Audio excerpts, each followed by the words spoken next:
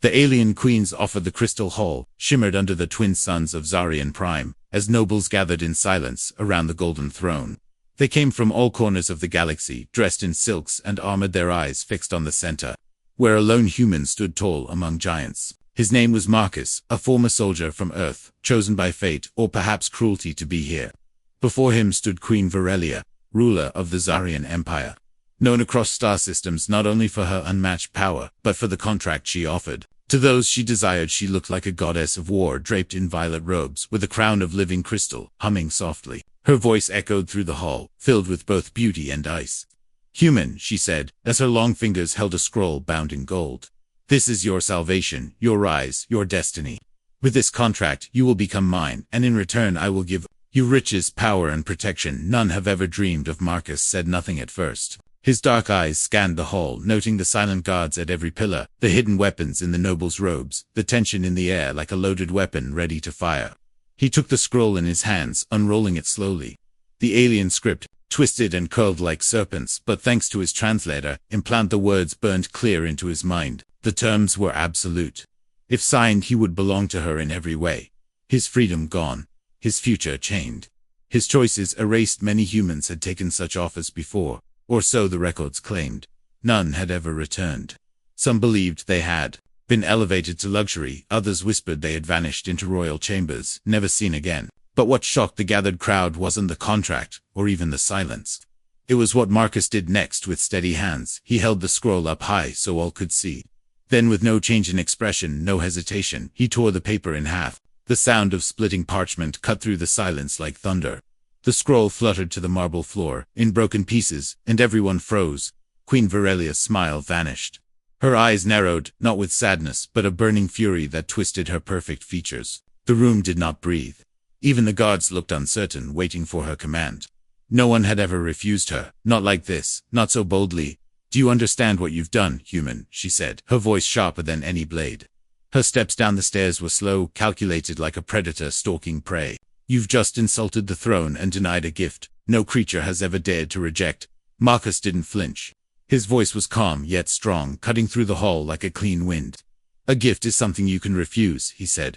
"This was a chain covered in silk. I will not be a pet, no matter how shiny the cage." Gasps rose from the nobles. Some stepped back. Others whispered in languages ancient and strange. Varelia stood in front of him now, barely a breath away.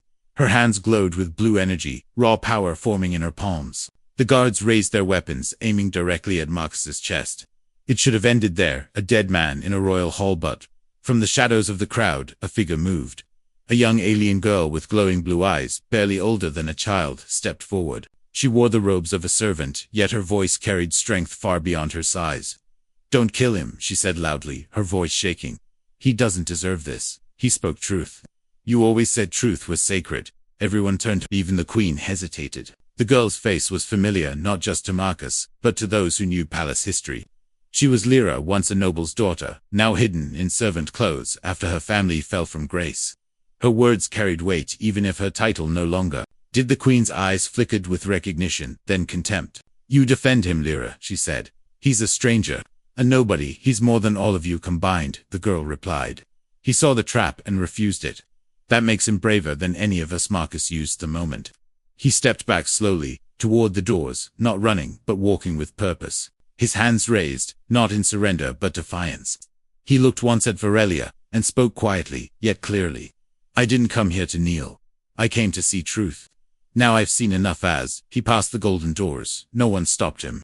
Not out of mercy, but shock. The queen stood still, her fists trembling. Behind her the broken scroll lay on the floor, a symbol of her failure. And in that silence, as the doors closed behind the human, a new fear began to grow in the queen's heart. Not fear of death, fear of disobedience, fear that others might start to tear their contracts to asterisk. The queen's wrath unleashed. The heavy silence, after Marcus walked out, was like poison in the grand hall. Every noble held their breath, waiting for Queen Varelia to explode. But she did not right away. Instead, she stood still, frozen, her eyes staring at the torn pieces of the sacred contract. The golden ink still glowed faintly on the floor, but it meant nothing now. It was dead, just like the respect she had always expected from every being who entered her court. Then her fingers twitched once, then again, and finally her whole hand clenched with a sound like snapping glass. The crystals on her crown cracked slightly, and her lips curled back, revealing sharp silver teeth. She raised her hand slowly into the air, and with one sharp gesture, the guards moved without a word. They stormed toward the door, but it was too late. Marcus had already vanished into the winding paths of the lower city, where no law reached. Find him, bring him to me alive if possible, broken if not, the queen whispered coldly, her voice too quiet for most to hear, but those nearest her took a step back. Even the nobles who had once begged for her favor, now felt the heat of her fury like standing too close to a burning sun. But in the crowd, one face didn't flinch.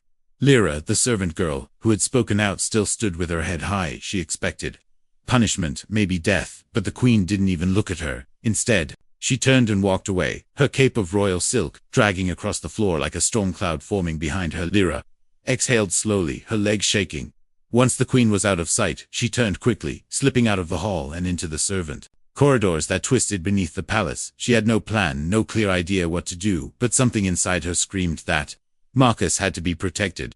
Meanwhile, Marcus had ducked into a narrow alley that reeked of burned wires and oil. He didn't know the city well, but instinct told him where not to go. He stayed low under broken catwalks and stepped over old circuit cables that sparked with weak energy. He heard the distant whine of drones, their scanners sweeping the streets above, and he knew they were looking for him already. He found an old maintenance shaft and slid inside, the darkness swallowing him instantly. He kept crawling until the walls opened into an underground tunnel, filled with old pipes and graffiti written in alien languages, some warning of ghosts, others speaking of hope. Marcus didn't stop until he was sure he was alone. Only then did he sit and breathe back in the palace. The queen entered her private chamber, a place no outsider had ever seen. The walls shimmered with living crystal, and the floor pulsed softly like a heartbeat. At its center, a throne grown from vines of sapphire stone curved upward like talons. She didn't sit. Instead, she approached a black mirror in the wall, ancient and humming with dark power. She placed her hand on it and whispered words in the forgotten tongue of her ancestors. The mirror glowed and showed a face not hers, but one older, sharper, a being with eyes like burning coals. "Mother," she said calmly, though her fists were still tight. The elder queen looked at her daughter with both pride and disappointment. The human refused, didn't hiss, and he tore the contract in front of the entire court. "Good," the older queen said slowly. "Good. Now we know he is." The one Aurelia blinked, stunned. "You wanted him to resist only. The free can break the old curse," the elder said. "Only a human strong enough to deny the offer can wake the legacy. We buried centuries ago. Find him, protect him, even if he refuses you. Again, he must live." Averia's face twisted with anger, but she nodded once, and the mirror dimmed. She turned away, her heart burning with confusion. She hated the human for defying her. Yet now she had to save him. Lyra, meanwhile, had reached the outer city where the stone roads turned into dirt paths and the lights no longer worked. She searched alley after alley, asking strange vendors and silent mechanics about the humans. Some laughed, others warned her to forget, but one pointed silently to a hidden stair beneath a collapsed tower. She found Marcus there, sitting alone, his jacket torn, his face streaked with dust and sweat. She knelt beside him, and without asking, handed him a canister of water. He took it silently, nodding once, but his eyes were tired, not of running, but of the weight he now carried. "They think you're dangerous now," she said quietly. "You made them afraid." "Good," Marcus answered. "I've been afraid too for a long time. It's only fair." She smiled a little, but it didn't last. "The queen won't stop," she whispered. "She'd come after you harder than before, but something tells me you weren't just here to walk away from her." Marcus looked at her slowly, then nodded. "I came looking for truth. I found it now. I need to figure out what to do with it." Stars above blinked faintly through cracks in the ruined ceiling, and far away the hum of royal drones returned, louder, sharper, more focused. Marcus stood brushing dust from his knees and checked the small blade hidden in his boot. "If they want to come, they can," he said. "I won't run again." Escape into the forbidden sector. The cold night winds howled through the lower levels of Zareen Prime as Marcus and Lyra slipped through a rusted gate, barely holding onto its hinges. Above them, blinking neon signs sparked and died, the language unreadable even by Marcus's translator. Implant ahead lay the forbidden sector, a place the royal guards never entered. Not because they feared rebels, but because the sector itself was cursed by technology gone wild. Lyra hesitated only for a second before stepping through, her breath fogged in the strange cold that radiated from the twisted steel around them. Marcus followed silently, his footsteps careful, his eyes never resting on one spot for long. Glowing wires hung like vines from broken ceilings. Some pulsed, as if alive. They passed an old statue of a four-armed alien, king now melted into the floor by acid burns, and beside it, a crumpled royal drone smashed to pieces with claws. Still embedded in its metal hull. Why is this place still standing? Marcus asked, his voice low. This feels like a graveyard that's still breathing, because it is.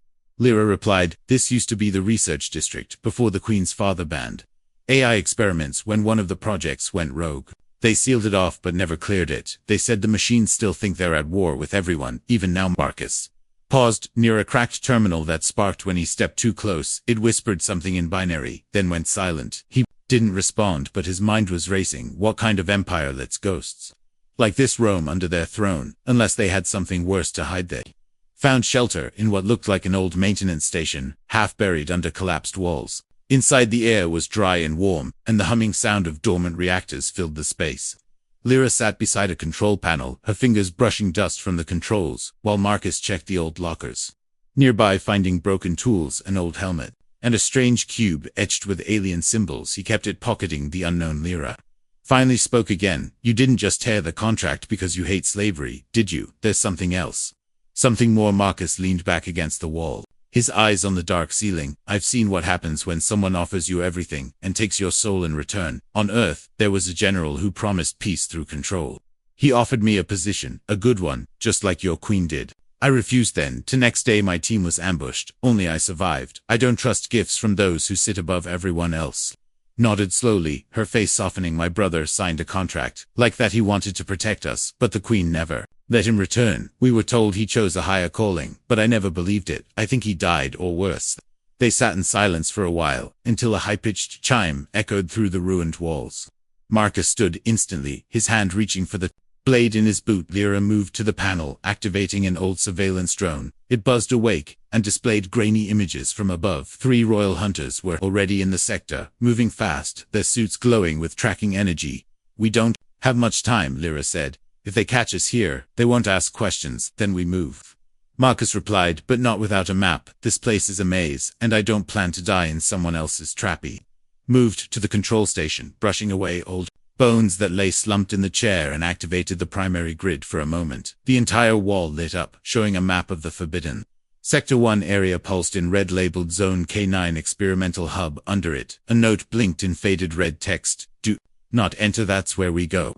Marcus said the Queen won't follow us into a place her father sealed. Lyra looked unsure for the first time, but she didn't argue. They packed quickly and stepped back into the cold tunnels, navigating through twisted corridors while the drone overhead buzzed with static voices behind them. We're getting closer. The royal hunters were scanning every sector, sweeping like wolves on the hunts. Suddenly a loud crash echoed through the halls as one of the broken machines reactivated. It stood tall, its frame built from stolen armor, and its voice crackled with ancient war code. Unauthorized presence detected. Eliminate all threats. Run, Marcus shouted, pulling Lyra as the machine raised an energy blade and charged behind them. Lights burst to life, red and furious, and the old hallway lit up with chaos. They turned sharply into a side tunnel, only to find themselves facing a dead end. Marcus spun, lifting a broken pipe from the ground as the machine stomped closer, but before it could strike, a flash of light cut across the room. The machine froze, then fell in pieces. Something else had attacked it. Lyra turned slowly to see a cloaked figure standing in the smoke, holding a weapon to advance to be local. The figure stepped forward, revealing long silver hair and eyes that glowed, not with anger, but recognition. "You're the one who refused the Queen," the figure said, in a low voice. "I've been waiting for someone like you." Marcus lowered the pipe and stepped back, unsure who the stranger was, but his instincts said this meeting was no accident, and something deeper was unfolding beneath this empire. Secrets buried in the ruins. The cloaked figure led Marcus and Lyra down a narrow passage that twisted like a serpent through the wreckage of the Forbidden Sector. Broken lights flickered overhead, casting pale yellow shadows on the walls. The scent of metal, dust, and old fire lingered in the air, like a warning every few steps. Marcus glanced behind him, expecting another machine, or worse. But none came, only silence followed them now, and the deeper they went, the more the air changed. It grew colder, heavier, filled with something old that had not been disturbed for years. "Who are you?" Marcus asked quietly, his voice controlled, but wary. He didn't lower his guard, even when the figure handed him a flask of clean water. "The name is Kale," the figure replied, his tone firm but calm. "I was once a royal engineer, a long time ago, before the Queen's reign. I helped build what lies beneath this sector until I learned the truth. and disappeared before they could silence me, like the others. What truth? Marcus asked. Kale stopped in front of a large vault door, its surface covered in alien runes that glowed dimly in Marcus's presence. The door scanned him automatically, then opened with a low hiss, revealing a room filled with ancient servers and holographic projectors, many of them still flickering with power. The truth, Kale said, is that your people were never meant to kneel to ours. In fact, it was the opposite. Centuries ago, when humans first arrived on Zarin Prime, they brought peace, medicine, knowledge, and in return, our ancestors promised loyalty. But greed and power twisted that history. When your kind left, we rewrote the story and created the contract system to enslave not just humans, but any being we feared. Marcus stood frozen as the projectors flickered to life, showing images of humans and aliens standing side by side, working together, building cities, curing diseases. Then another series of images appeared, showing riots, rebellion, the Queen's ancestors burning records, rewriting oaths, transforming allies into servants, with contracts masked as Honor. Lyra stepped forward, her eyes wide with shock. I was taught the humans were dangerous, that they wanted to rule oath. That's what they made everyone believe, Kale replied. The royal family feared another uprising, so they used charm, wealth, and the contracts to control the minds of the galaxy and erase the real story. Your brother, Lyra, he found this place too. He tried to warn the world and was taken. Lyra turned away, her hands trembling. She had hoped her brother was alive somewhere, maybe hidden in another system, but now she knew the truth. He was likely buried beneath the Queen's lies. Like the rest, Marcus looked at the files, and his jaw tightened. These records. If the public saw this, the Queen's empire would fall. Yes, Kale said, but it's not that simple. The Queen has an AI defense system called Argon Pulse. It detects any mass data movement and erases it before it can spread. You'll need to disable the pulse manually, and that's not easy. It's deep inside the royal fortress, protected by biolocks and her personal guard. Then we fight, Marcus said firmly, his voice like steel. No more running. Kale nodded, but warned him, even if you reach the core, the AI might resist. It was designed to adapt, and if it senses your Earth DNA, it could trigger the purge protocol. Try, Marcus replied, because I'm not just doing this for me anymore, I'm doing it for everyone. They've silenced. They spent the next few hours gathering what they could. Kale handed Marcus a pulse disruptor, shaped like a gauntlet, designed to disable mechanical systems for a few seconds, enough to escape or strike. He also gave Lyra a translator crystal tuned to royal encryption, allowing her to intercept commands or forge them if needed. As they prepared to leave, Marcus turned to Kale. Why help us? Why now? Because I was waiting for someone who wouldn't kneel, Kale said simply. Others came before you, strong warriors, clever spies, even leaders, but they all accepted the Queen's offer. In the end, you didn't. You broke the chain and gave hope to those who've only known control. They exited the vault into the rising light of dawn. Smoke still clung to the skyline of the city, but the light pierced it just enough to feel real.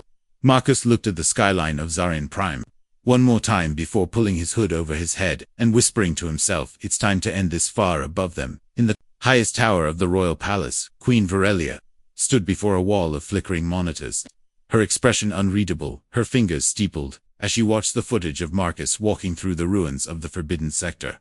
Her advisors begged for action. Drones were launched, troops mobilized, but she raised a hand for Best let him walk for now, she said, her voice calm to calm. Let him think he's free. The closer he gets, the tighter I'll wrap the net, and when he finally sees what I've truly planned, he'll understand. No one escapes my will, not even him. But deep in her heart, something shifted. Something she couldn't name, not fear, not hatred, something colder, something that began when a simple human tore a sacred contract in front of 1,000 eyes and smiled as if he had broken nothing at all. The human doesn't run. The skies above Zarin Prime churned with thick gray clouds as Marcus stepped onto the edge of the inner city shield, a shimmering wall of energy that separated the rich core from the outer sectors where the poor lived in rust and decay. Lyra walked beside him, her face hidden under a veil Kale had modified to block recognition scans from above. Drones flew like angry insects circling the palace towers, but none paid attention to two weary travelers carrying stolen pots and old tools. Marcus tightened the straps on the disruptor gauntlet beneath his sleeve and kept his eyes forward. The Queen's fortress loomed ahead, its spires stabbing the sky like spears of polished obsidian. Guards in silver armor lined the walls, but it wasn't the soldiers he feared, it was the silence. The eerie calm that always came before a storm. Kale's voice buzzed in Marcus's earpiece, steady and clear.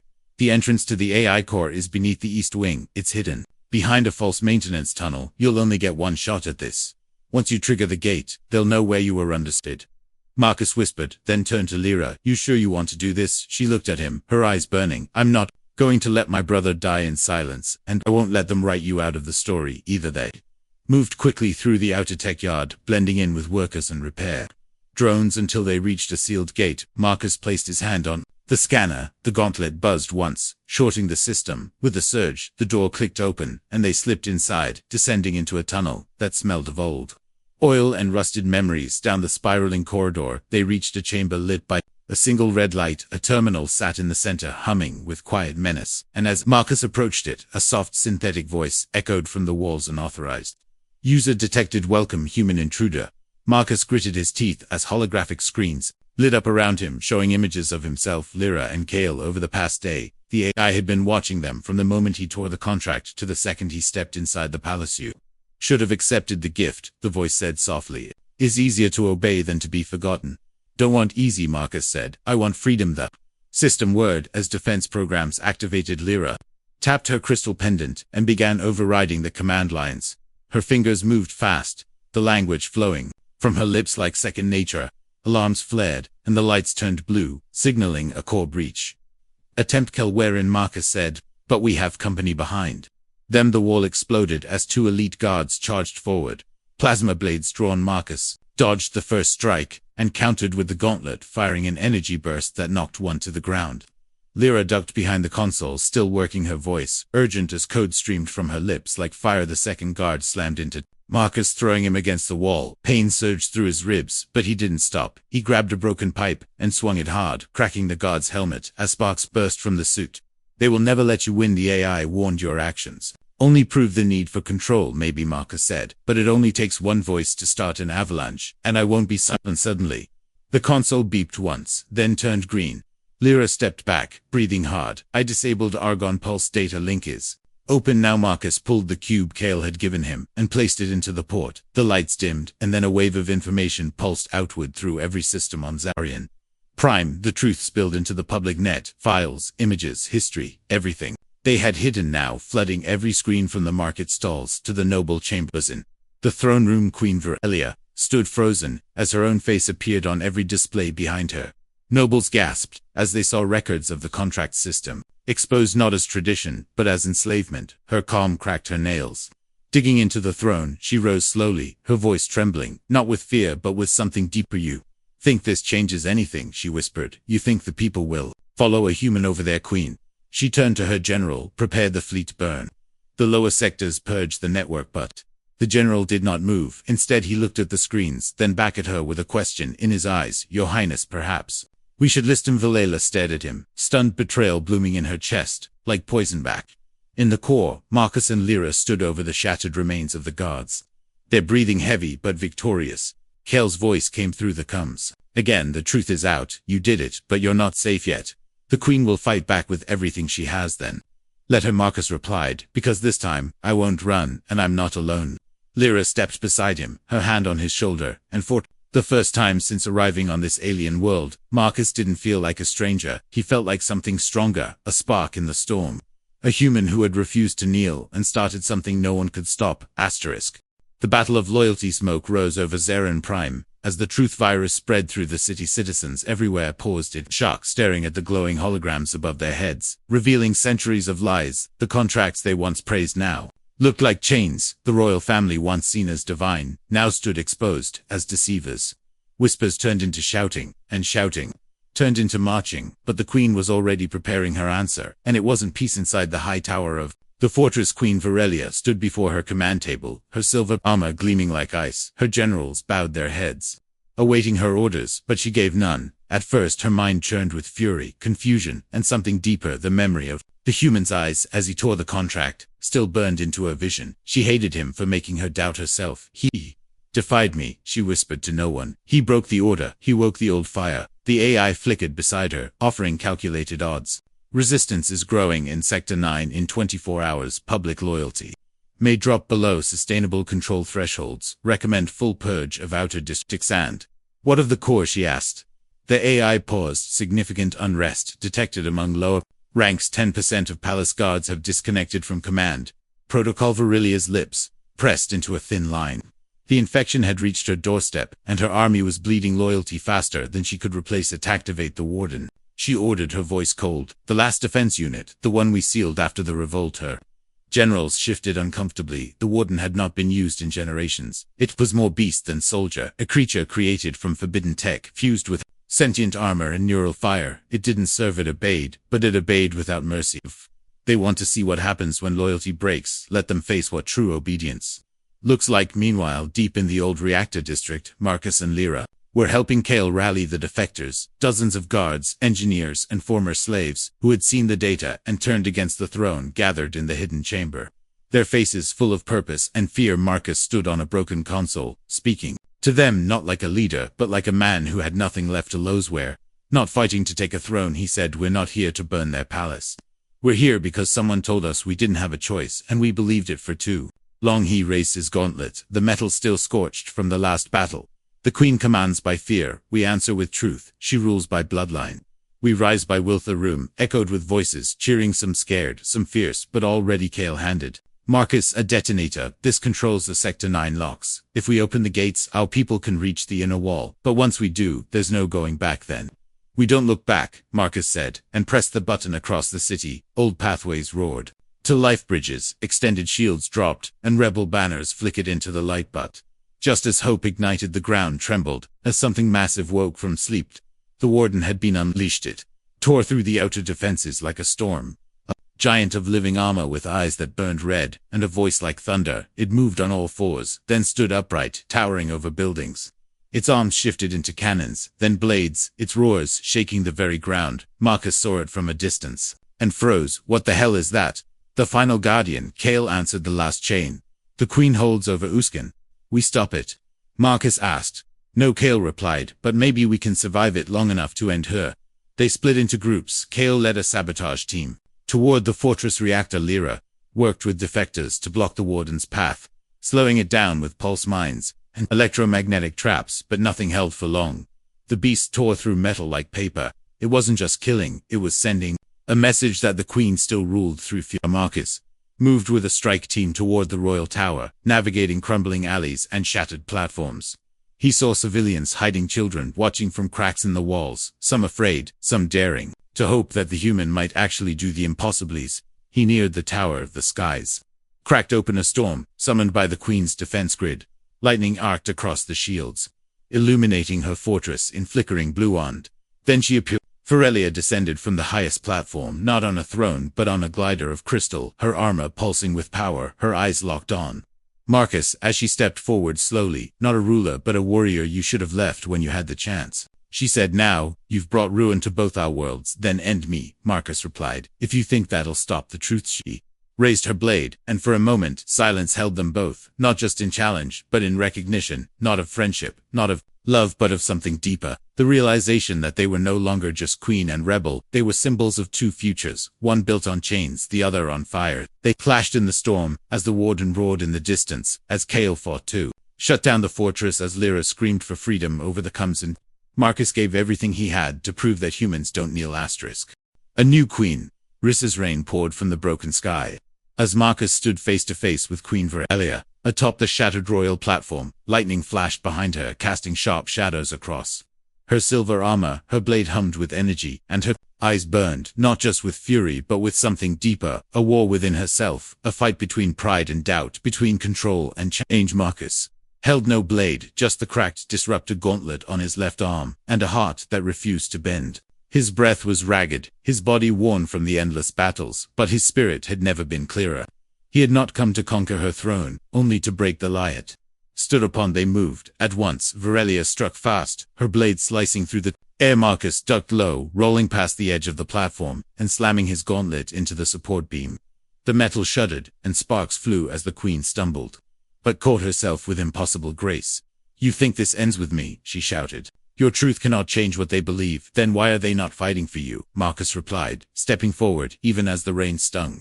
His eyes look around. Your guards, your people, they are watching, they are waiting, and none of them are kneeling below them. The streets of Zarin Prime burned with revolt. The warden still rampaged, but now faced waves of citizens armed with nothing but stolen tools and courage.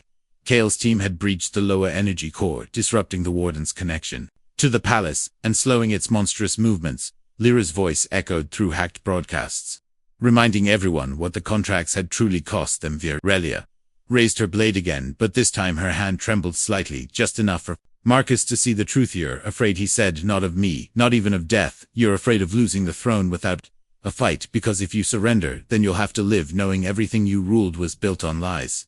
She lunged again. Faster than before, their bodies collided, as they crashed through a stained-glass arch, falling into the throne chamber below. Marble cracked beneath them, and the royal seal shattered under Marcus's boots. He rose slowly, the throne looming behind him, broken in two by the impact. Virelia knelt coughing, her helmet dented, her crown lost somewhere in the rubble.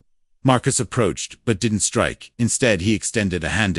"It's over," he said quietly. "You can still choose something better." She looked up, eyes wide, as if no one had ever offered her that before. Not in all her years of rule. She had expected death, punishment, even humiliation. But not mercy, not from a human. "Why?" he asked, her voice weak. "Why would you spare me?" "Because you're not the only one who was raised on lies," Marcus replied. "And because I don't want to be like the ones who built this prison. I want to break it." The doors to the chamber burst open as Kale and Lyra arrived, followed by dozens of citizens' guards, former servants, all bearing the mark of rebellion. They looked not to the queen but to Marcus, and then to Lyra, who stepped forward, her voice steady, as she looked at the broken throne.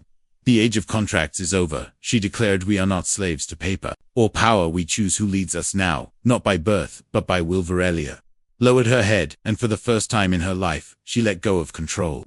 She removed the remains of her armor, and placed them at Lyra's feet, her hands shaking not from fear, but release. "I was taught strength meant never bending," she whispered. "I see now it was always the opposite." Marcus stepped back, allowing Lyra to approach the throne. She didn't sit, not yet. Instead, she turned to the people. "This will not be a rule of chains," she said. "This will be a council of voices. Every world, every being will have a place, and no contract will bind what trust must hold." Cheers erupted as the people began chanting her name, not as queen, but as the voice of something new, something honest. Far above the city, the storm finally broke, revealing stars for the first time in days. Marcus looked up, breathing in the cool air, and felt something unfamiliar. Not victory, not pride, but peace. Later, as the fires cooled and the broken pieces of the old regime were swept away, Lyra found Marcus standing on a balcony overlooking the city. Lights had returned. Streets were filled with music, not marching, and children ran freely without fear of being chosen for the next contract. "You could stay," she said softly. "We need someone like you on the council." Marcus shook his head with a faint smile. "I didn't come here to lead. I came to stop someone from forcing another life on me, and maybe show that we all deserve to choose our own path." "Where will you go?" she asked. "Anywhere I want," he said. For the first time in years, that answer felt real. She touched his arm and whispered, "Then promise me one thing." "What's that?" "And forget you." She looked at her, the girl who had stood against a queen, who had held the truth when no one else dared, and smiled. "I couldn't even if I tried." And with that, Marcus walked into the dawn, not as a hero, not as a ruler, but as a free man in a galaxy that was finally beginning to understand what freedom really meant. End.